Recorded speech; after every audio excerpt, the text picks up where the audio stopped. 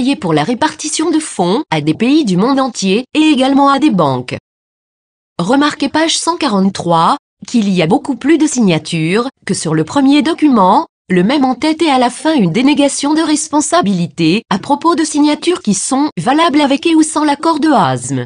Anthony Santiago Martin, Asme, signataire Sa Majesté, le roi Anthony Santiago Martin. Nom de code, C3AM01, White Spiritual Boy, Spiritual Wonder Boy, Morningstar et King David.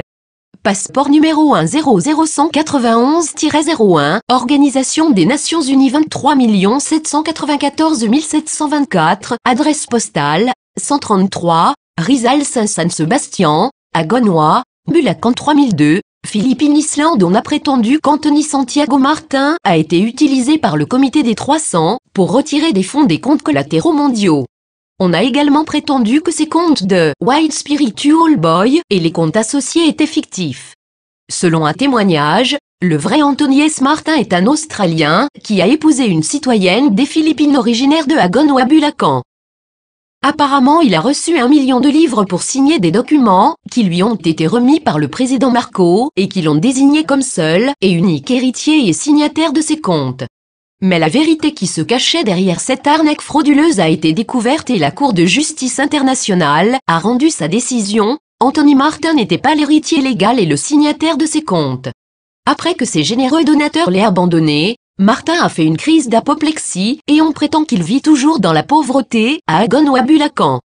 De cela on peut déduire que Martin a été utilisé comme pigeon du plan raté du comité. Cependant, il est intéressant de remarquer que lorsque les obligations du Trésor ont été volées à Akihiro Yamaguchi et Mitsu Watanabe à Chiasso, Italie, un roi, Anthony Santiago Martin, est apparu pour les réclamer.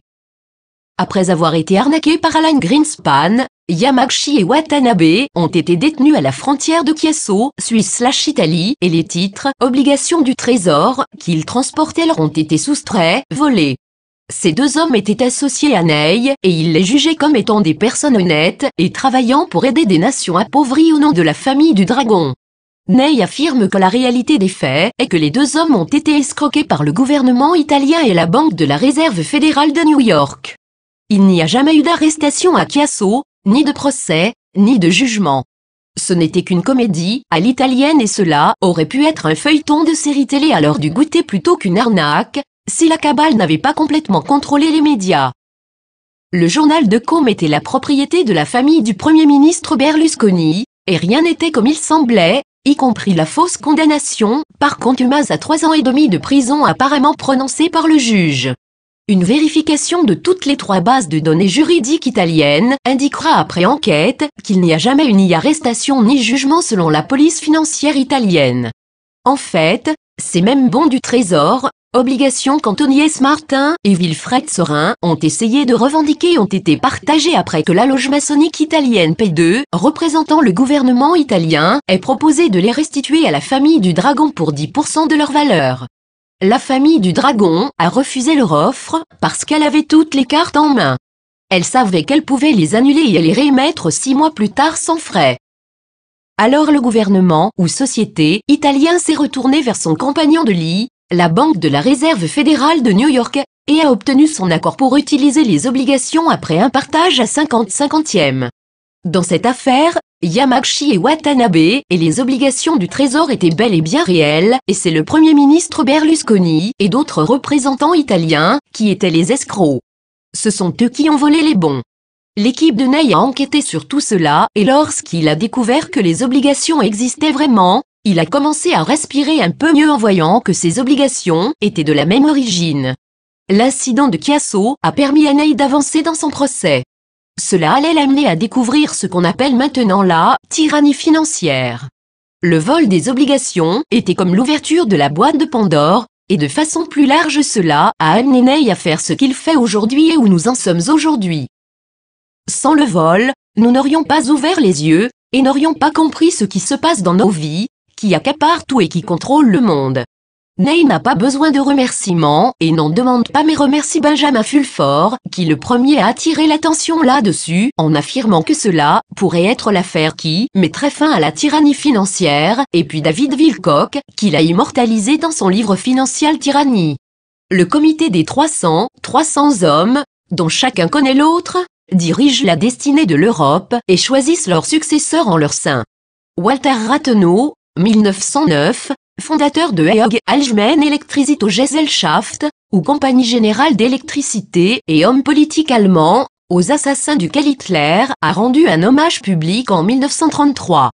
Finalement que ces documents de la Banque mondiale, ou que les signatures soient authentiques, n'a pas d'importance, c'est un texte du comité des 300. L'ambassadeur peut en faire toute une histoire, parler de la voie de l'illumination, professer de profondes convictions religieuses et pointer du doigt les responsables de la supercherie. Le lien avec le comité des 300 existe bel et bien. Et le comité des 300 est une organisation occidentale qui n'a jamais et ne va jamais aider l'humanité en aucune manière, dans le fond ou la forme, et n'a de cesse de faire progresser son agenda 21. Le projet du comité des 300 est un gouvernement mondial unique contrôlé par leur propre religion/église et leur propre système monétaire. Pour atteindre leur objectif de dépopulation mondiale des bouches inutiles, ils utilisent des épandages chimiques aériens, ARP, les OGM, le transhumanisme, les vaccins, etc.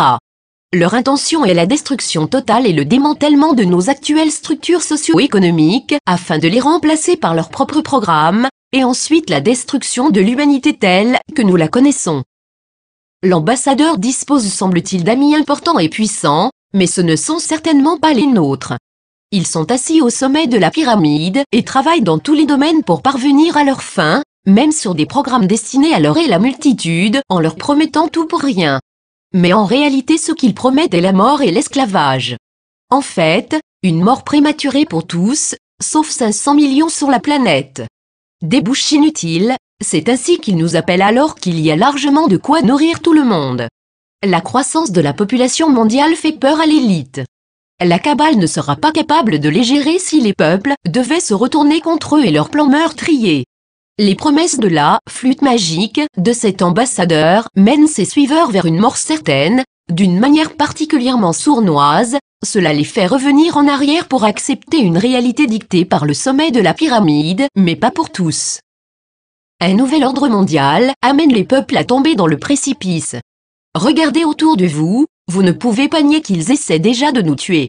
Alors que le concept de Nosara suffit à en faire chanter et danser certains, il apparaît à présent que les propositions générales de l'ambassadeur sont même meilleures que celles de Nosara. Alors que Nosara ne demande que notre soutien, ses plans à lui en appellent à beaucoup plus que cela. Suivez-moi. Les liens, le symbole ci-dessus, que l'ambassadeur a utilisé comme logotype pour la famille du dragon rouge est une image récupérée sur Internet, qui représente le symbole de l'année chinoise du dragon. La plus grande ruse que le diable ait jamais utilisée est de convaincre le monde qu'il n'existe pas, donc, poursuivons la descente dans les bas-fonds de Jeannot le lapin. Dans notre revue de détails sur ce qui se cache derrière l'ambassadeur et l'intervention de cette famille du dragon rouge, nous avons découvert un lien non négligeable entre le dragon rouge et une entité qui s'intitule la Poule Noire. Le Grand Grimoire est un livre de magie noire prétendument écrit en 1522, mais qui pourrait dater d'après le XIe siècle. Il est considéré comme le grimoire le plus maléfique et le plus dangereux qui existe. Le texte a la sinistre intention d'invoquer Lucifer, ou Lucifugre focal, le démon en charge du gouvernement de l'enfer, afin de conclure un pacte avec le diable. Il comporte également une hiérarchie d'esprits infernaux. Mais en plus de faire appel aux démons, il contient un grand nombre de sorts, de formules et de secrets. La légende du dragon rouge veut que le manuscrit soit fondé sur les écrits apocryphes d'Honorius de Thèbes, dont beaucoup croient qu'il était en possession de Satan. Le livre est réputé contenir la preuve d'invocation démoniaque et de sorts occultes ainsi que de détailler le processus par lequel les papes fraîchement élus se tournent vers la sagesse de Satan. Le livre en 4 parties est la propriété de l'Église catholique romaine et est conservé dans les archives secrètes du Vatican, où il est inaccessible au public. Comment savons-nous qu'il existe? L'Église en revendique officiellement la possession. Nous en déduisons en toute logique ce lien, cependant, pour le moment nous ne disposons pas de la preuve définitive que nous aimerions avoir. Malgré tout, on peut facilement établir le lien entre le dragon rouge et la noblesse noire occidentale, et lorsqu'on fait des recherches sur le dragon rouge, on le trouve toujours associé à la poule noire. La poule noire est la noblesse noire et symbolise l'entité qui est le sommet de la pyramide. Dans la figure ci-dessous, il s'agirait de la famille italienne Orsini. Alors que l'ambassadeur entretient le voile du secret autour de sa personne, il est plus que probable qu'il soit lié à cette famille italienne plutôt qu'à n'importe quelle famille chinoise. Ou est-il lié à une famille qui voit ces sociétés chinoises considérer la famille/société du dragon rouge comme des renégats?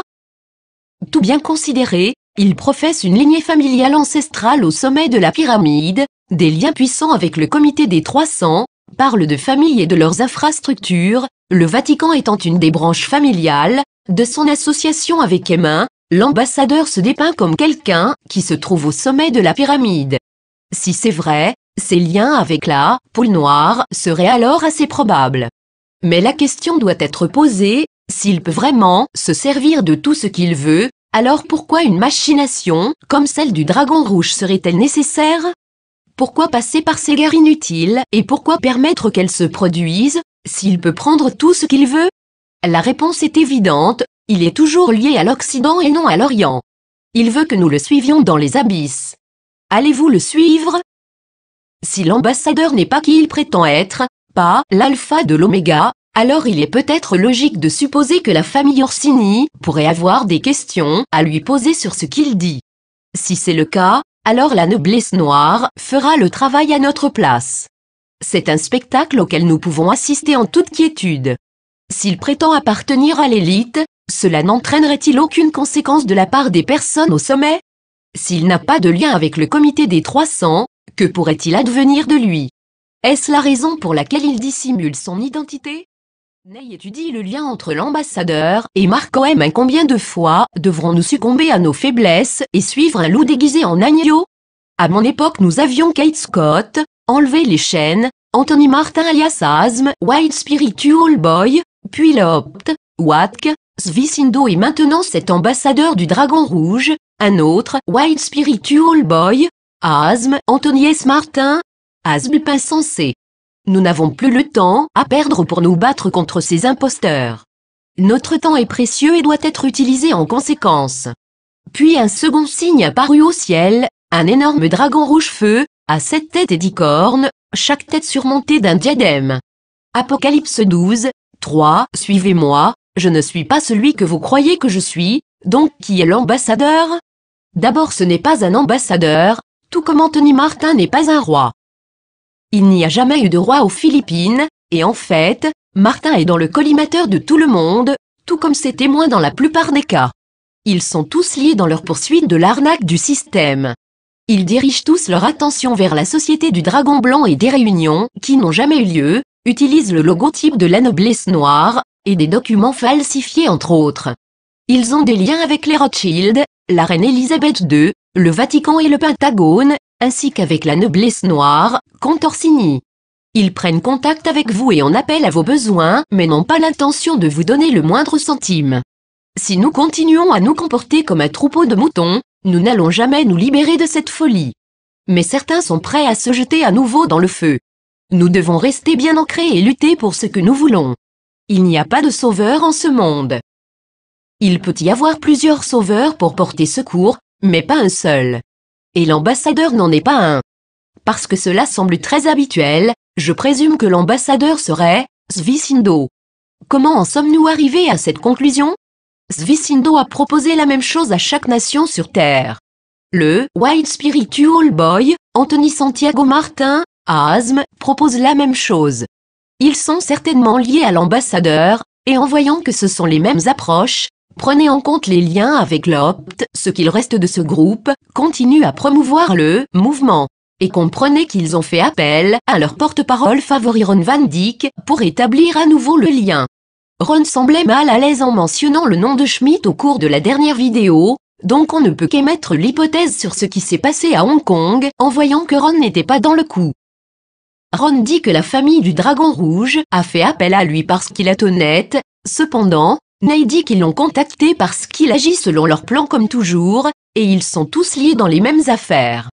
Ron a-t-il volontairement participé à tout cela? Non, mais il a commencé dès qu'il a compris le jeu qui se déroulait après la révélation de Schmidt. C'est leur problème, pas le nôtre, mais des gens désespérés font des choses désespérées. Un dernier point qui est rarement évoqué concerne Ferdinand Marco, qui a prétendu être M1 et a donné les droits d'accès au compte à Anthony Martin. Maintenant comment Marco pourrait-il le faire alors que les droits ne peuvent pas être transmis?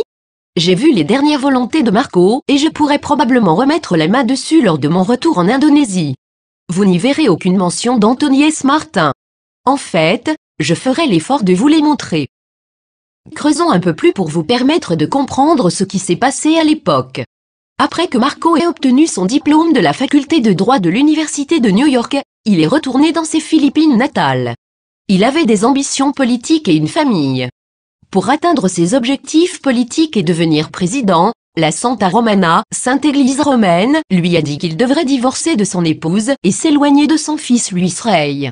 Une autre condition serait qu'il devrait épouser Imelda. Marco est devenu président et aussitôt sa famille s'est déchirée.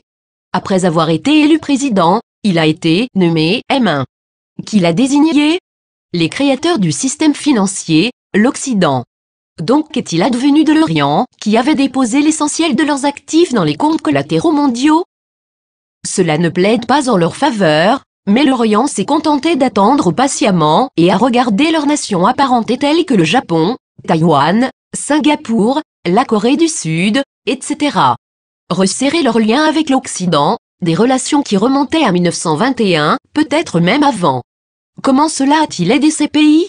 Ils ont rebâti leur nation à l'aide des obligations de la Réserve fédérale, qu'elles avaient émises avant et pendant la Deuxième Guerre mondiale. Le plan Marshall n'était rien d'autre que l'utilisation de ces obligations qu'ils avaient émises pendant la période en question. Ils ont joué avec les obligations qui appartenaient en fait à l'Orient et qui n'avaient rien à faire entre les mains des Occidentaux. Donc on en arrive au point essentiel, le président indonésien Sukarno a été élu M1. Marco a été désigné, et tous ceux qui ont occupé le poste de M1 depuis Sukarno ont été désignés illégalement. Donc comment serait-il possible pour Marco de laisser le titre de M1 à Anthony S. Martin s'ils ne détiennent même pas les actifs/dépôts, a fortiori pour les affecter à l'usage exclusif de l'Occident? Cette époque est arrivée et révolue. Maintenant, non seulement les sociétés auront accès à ces fonds, mais également des nations appauvries. Cette fois nous allons voir arriver des fonds et des projets humanitaires et des peuples relever à nouveau la tête. Cela a déjà commencé avec l'instauration d'un nouveau système financier oriental. C'est Ney qui a demandé ce système accord et a crié il y a plus de 2 ans et maintenant nous le voyons se réaliser. Les accords de Monaco ont initié ce mouvement, qui a mené à NAM, le mouvement des pays non alignés, puis finalement au BRIC, l'alliance initiale Brésil, Russie et Chine, Afrique du Sud maintenant étendue à près de 190 pays. Tout cela dans l'intérêt supérieur de l'humanité.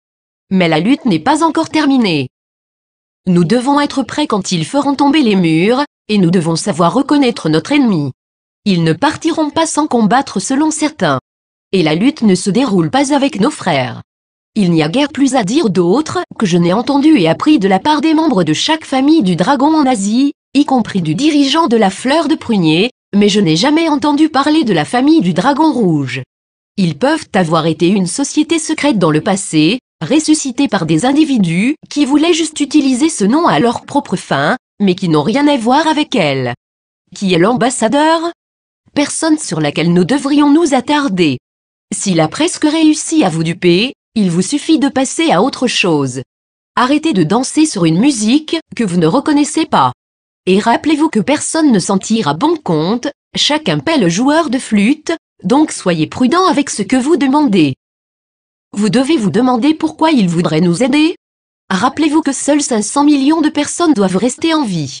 Allez-vous vivre dans l'esclavage jusqu'à ce que vous soyez balayés de la planète?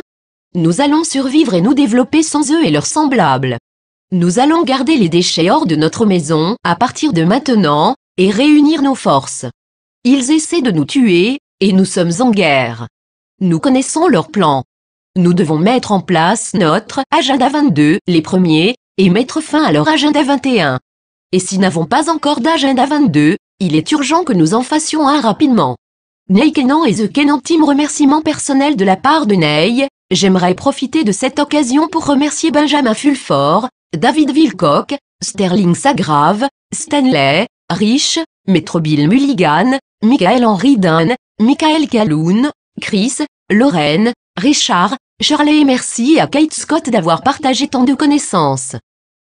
Merci aussi à Drake, Thomas et tous ceux de Cosmic Voice. Je ne peux pas ne pas adresser mes remerciements à Bonsos Carnot, tant de connaissances et de compréhension en un seul homme étonnant, au Dr Edison Secanto, un homme merveilleux et plein d'esprit capable de raconter par cœur l'histoire des événements importants, le dirigeant du Secarno Trust, le prince, Arief, Nakaron, et beaucoup d'autres y compris des généraux et des hommes politiques. Merci à vous sultans et sages anciens de m'accompagner, et plus particulièrement au comte Albert d'être à mes côtés avec l'aide de sa famille lorsque j'en ai besoin. Et je parle de la vraie famille du dragon, celui qui crache du feu pas seulement de l'air chaud. Et comme toujours, merci à Nlu et Jo, l'équipe Kenan et notre dernier équipier Marc.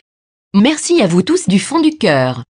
Si j'ai oublié quelqu'un, qu'il me pardonne. Vous savez qui vous êtes et ne vous en faites pas, vous serez immortalisé au cinéma.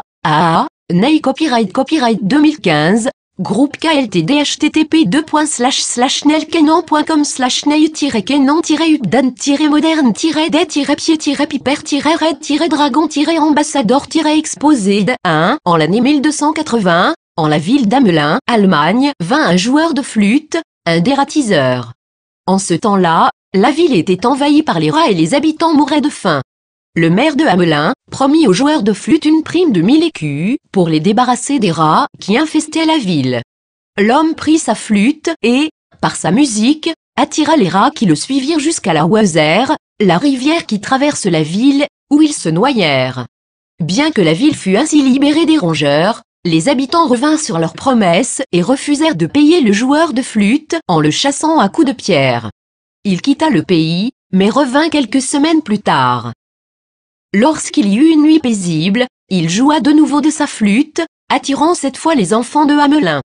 130 garçons et filles le suivirent hors de la ville jusqu'à une grotte qui se referma derrière eux. Selon certaines versions, le joueur de flûte aurait aussi emmené les enfants de Hamelin à la rivière ou au sommet d'une montagne. Les parents, eux, ne les revirent plus jamais.